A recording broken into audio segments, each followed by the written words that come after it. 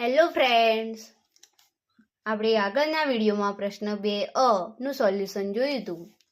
આજે અહીંયા પ્રશ્ન 2 નું સોલ્યુશન જોઈશું. તો શરૂ કરીએ. પ્રકરણ 7. 1. આપેલ આકૃતિઓમાં રેખાંકિત ભાગ કયો અપૂર્ણાંક દર્શાવે છે તે લખો. તો ચાલો શરૂ કરીએ. અહીંયા જે એક આકૃતિ આપી છે લંબચોરસ જેવી, બરોબર, અંદર નાના નાના ખાના આપ્યા છે ચોરસના. તો આની અંદર જે રેખાંકિત કરેલો ભાગ છે એનો અપૂર્ણાંક કયો છે તે કયો દર્શાવે છે, બરોબર, એ આપણે લખવાનું છે. તો પહેલા તો રેખાંકિત કરેલા ભાગ 1, 2, 3 અને 4 ખાનાની અંદર રેખાંકિત કરેલું છે. તો જે રેખાંકિત કરેલો ભાગ હોય એ હંમેશા અંશમાં લખવાના અને કુલ ખાના કેટલા છે એ આપણે છેદમાં લખવાના. તો ચાલો કુલ ખાના કેટલા છે? 1, 2, 3, 4, 5, 6, 7 અને 8. તો આ એનો રેખાંકિત ભાગ એ કયો અપૂર્ણાંક દર્શાવે છે? 4/8. બીજી આકૃતિની અંદર 1, 2, 3, 4 અને 5 જે ખાના છે રેખાંકિત કરેલા છે અને કુલ ખાના કેટલા છે? 1, 2, 3, 4, 5, 6, 7, 8, 9 અને 10. તો જવાબ આવશે 5/10.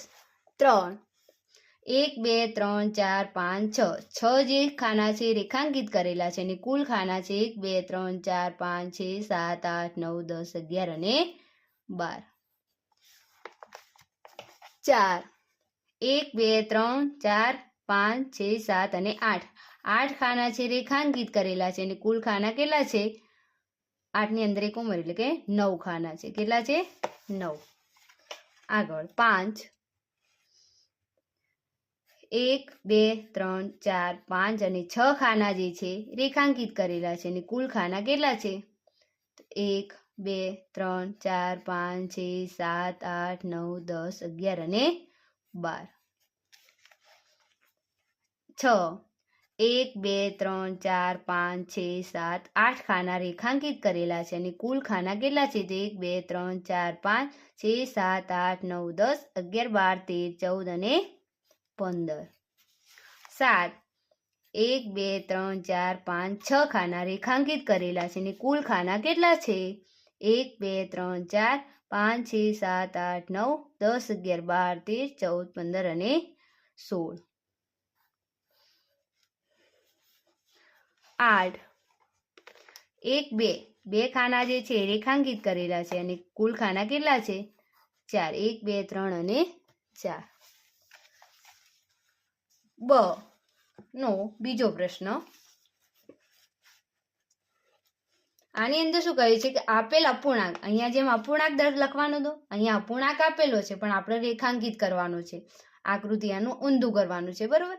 અહીંયા જે અપૂર્ણાંક છે એના રેખાંકિત કરવાના છે. તો કે આપેલ અપૂર્ણાંક પ્રમાણે આકૃતિને રેખાંકિત કરો. તો અહીંયા કુલ 16 ખાના છે, એમાંથી કેટલા ખાના રેખાંકિત કરવાના છે? 9. તમે ગમે તે 9 ખાના રેખાંકિત કરી શકો છો, બરોબર. તો આપણે કરી દઈએ. 1, 2, 3,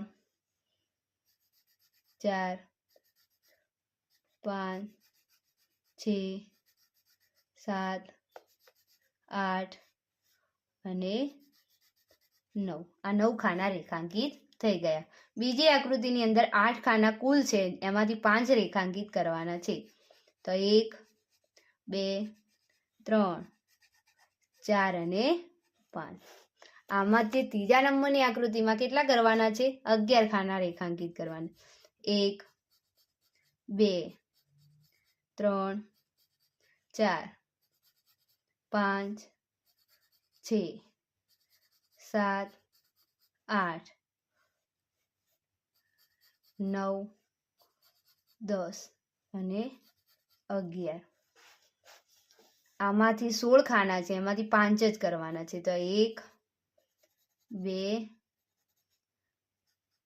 3, 4 અને 5. નંબર 5 ખાના જ કરવાના છે. 1, 2, 3, 4 અને 5. કુલ ખાના કેટલા હતા? 11. આમાં કુલ 15 ખાના છે, એમાંથી 4 જ કરવાના છે. તો 1 2 3 અને 4. 4 ખાના કુલ છે, એમાંથી 3 રેખાંકિત કરવાના છે. આ 3 રેખાંકિત થઈ ગયા. નંબર 8, એમાંથી 4 ખાના રેખાંકિત કરવાના છે. આપ્યા છે 9. 1 2 3 4. તો અહીંયા પ્રશ્ન 2 પૂરો થાય છે. હવે 3 પ્રશ્ન 2 નો બ છે એનો ત્રીજો પ્રશ્ન. દાખલા નંબર 3, અશુદ્ધ અપૂર્ણાંકમાં દર્શાવો. તો અહીંયા જે બધી કિંમતો આપી છે, કિંમતો મેં આમાં લખી દીધી છે. એનું અશુદ્ધ અપૂર્ણાંકમાં જવાબ લાવવાના છે. તો ચાલો જોઈએ. 8 પ્રશ્નો છે, બરોબર. એમાંથી પહેલો 4.2 અશુદ્ધ અપૂર્ણાંકમાં દર્શાવો. તો અહીંયા શું કરવાનું? 4 અને જે છેદમાં સંખ્યા આપી એનો ગુણાકાર કરવાનું અને એની અંદર ઉપરની જે સંખ્યા છે એ ઉમેરવાની. તો 7 ચોક 28. 28 વત્તા 2 કેટલા થાય? 30. તો અહીંયા 30ના છેદમાં કેટલા આવશે? 7. ચલો પછી બીજી 5 ગુણ્યા 9, એટલે કે આ 9 અને 5નો ગુણાકાર કરીને ઉપર અંશમાં જે સંખ્યા હોય ઉમેરવાની. 45 ગુણ્યા વત્તા 2 એટલે કેટલા થાય? 47 અને એના છેદમાં 9. આ અશુદ્ધ અપૂર્ણાંક. 9 ગુણ્યા 7 વત્તા 2 9 × 63. 63 વત્તા 2 એટલે કેટલા થશે? 65ના છેદમાં 9. 5 × 30 વત્તા 1 એટલે કેટલા થશે? 31ના છેદમાં 6. 9 × 8 72 વત્તા 1 72 વત્તા 1 એટલે કેટલા થશે? 73ના છેદમાં 8. 3 × 15 વત્તા 1 તો 15 ને 1 કેટલા થાય? 16 અને એના છેદમાં 5. 6 ગુણ્યા 8 6 × 8 48. 48 વત્તા 3 કેટલા થશે? 51 એના છેદમાં 8. 5 × 35 વત્તા 3 કેટલા થશે? 38 એના છેદમાં 7. છેદમાં જે સંખ્યા હોય એ એમને એમ જ લખી દેવાની, પણ બાજુમાં જે સંખ્યા આપી હોય એનો અને છેદવાળી સંખ્યાનો ગુણાકાર કરી અને અંશ આપ્યો હોય એની અંદર ઉમેરી દેવાથી આપણને અશુદ્ધ અપૂર્ણાંક મળી જાય છે. તો અહીંયા વિદ્યાર્થી મિત્રો પ્રશ્ન 2બ નું સોલ્યુશન આપણે પૂરું થયું. હવે નેક્સ્ટ વિડીયોની અંદર પ્રશ્ન 3ના સોલ્યુશન સાથે મળીશું.